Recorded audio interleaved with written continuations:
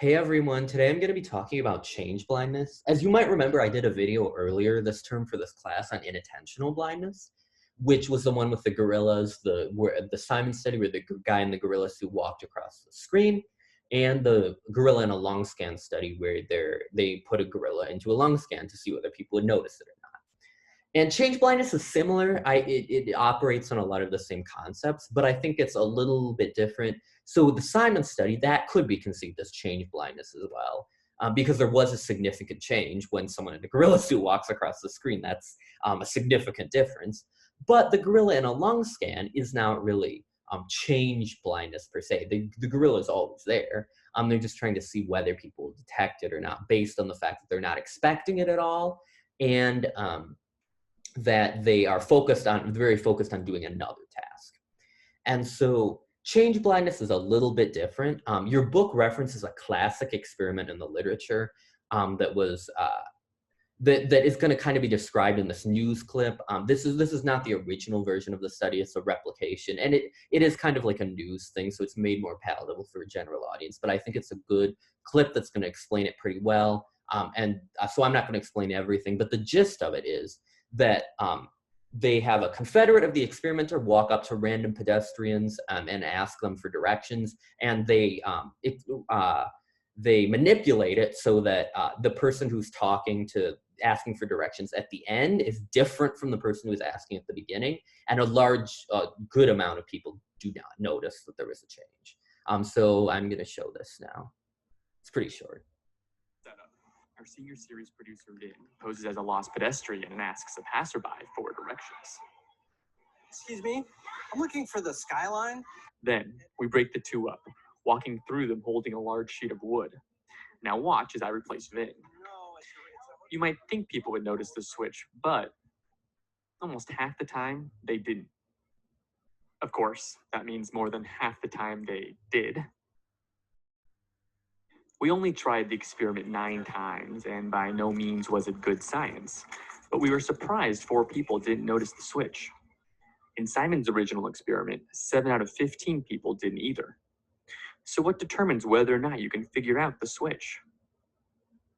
When you look at another person, you encode what's relevant for what you're doing right then. In that case, giving directions. And you don't pay attention to the details that are irrelevant. Say what color their shirt is or exactly how tall they are.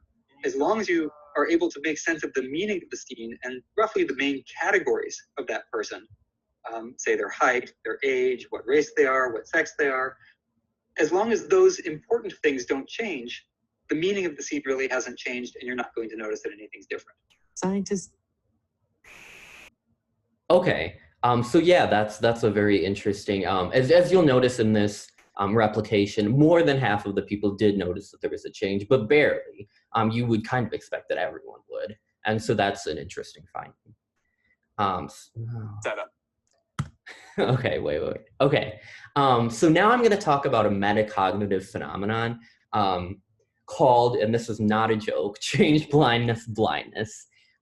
Which might sound confusing, but I think it is intuitive when you think about it a little bit more. If you remember what metacognitive means, again, it's basically just thinking about thinking. So change blindness is a cognitive phenomenon, but thinking about change blindness and your own susceptibility to it is metacognitive.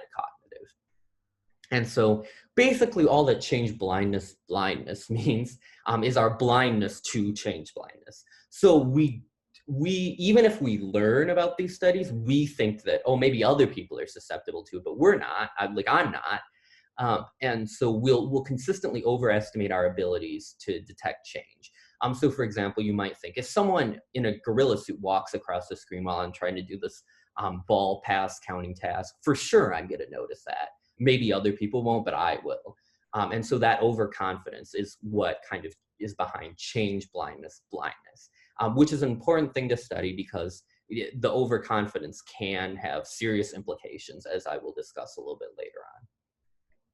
So here are some examples of change blindness. It's really because I know what the difference between the pictures is now, it's kind of hard for me to say. This one took me a little while, honestly. Not too long. If you haven't figured it out yet, it's the line in the middle of the road. On the left, it's solid. On the right, it's dashed. Also note that if I was doing an actual demonstration, I would probably have them with the flickering black screen in between. That makes it a lot harder, and you would take a long time to figure it out because it's disrupting you from comparing the pictures directly because you have that black screen in between. Now, with this, you can compare them directly and probably figure it out a little bit quicker, although maybe still not as quickly as you would think. So here's another one that was a lot harder for me, actually. I looked at this for a solid like couple minutes. I'm trying to figure out what the difference was. But basically here, if you want me to give you some time to figure it out, I'll just point it out. You can pause the video if you want. But basically the difference is that on the left-hand side, the jet does not have a clearly visible engine at least. And on the right-hand side, it does underneath the wing. Kind of obvious once I bring your attention to it, but the idea behind these is that you kind of expect something to be different that really affects the interpretation of the scene. For example, on this one, you might expect something that really pops out at you, like the jet being a different color. That doesn't really affect the interpretation, I guess. I'm trying to think of an example, but probably something involving like the jet that's very easy to see, or the people, because those are the two main elements of the scene.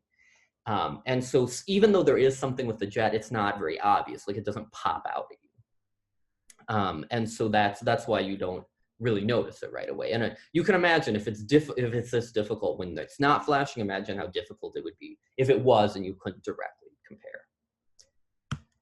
So what are some of the implications of this? So one thing that's been consistently found in the research is that older people are more susceptible to change blindness. That has been replicated, that is seen often.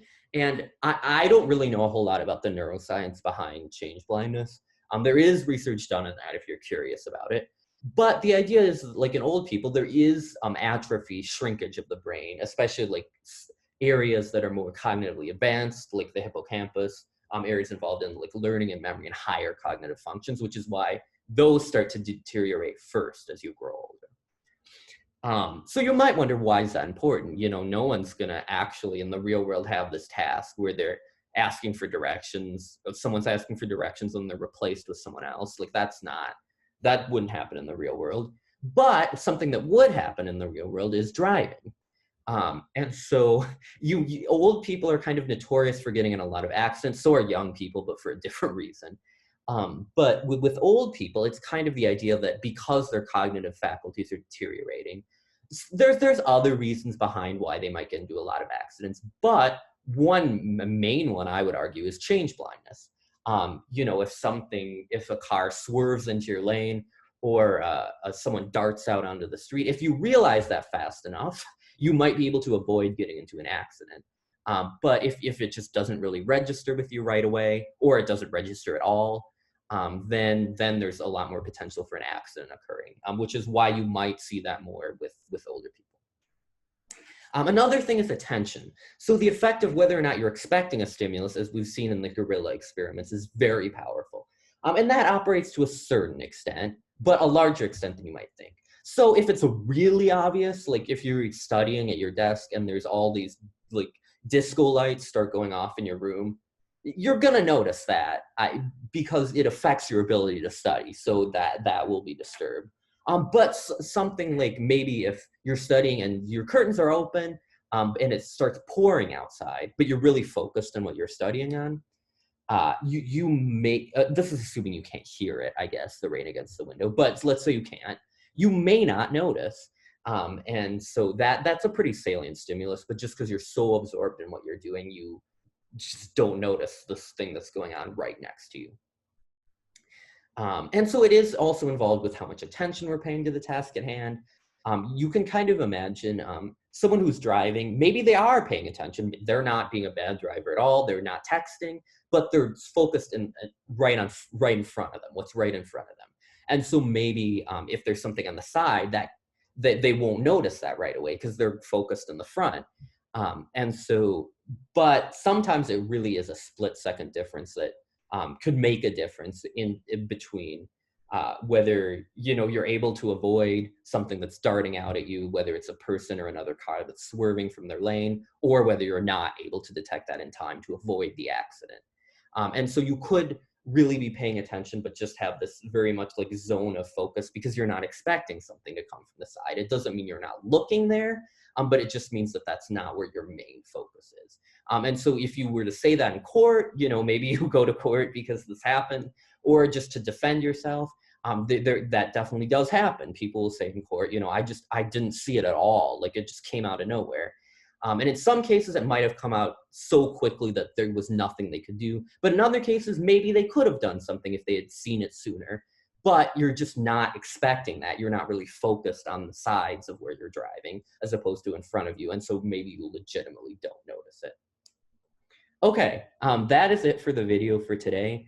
And this is the last video, I think. So I hope you've enjoyed the videos I made throughout this course. I hope they've been kind of fun and educational as well. And again, if you have any questions about this one, please don't hesitate to let me know. If you need help studying for the last exam, please don't hesitate to let me know. I am happy to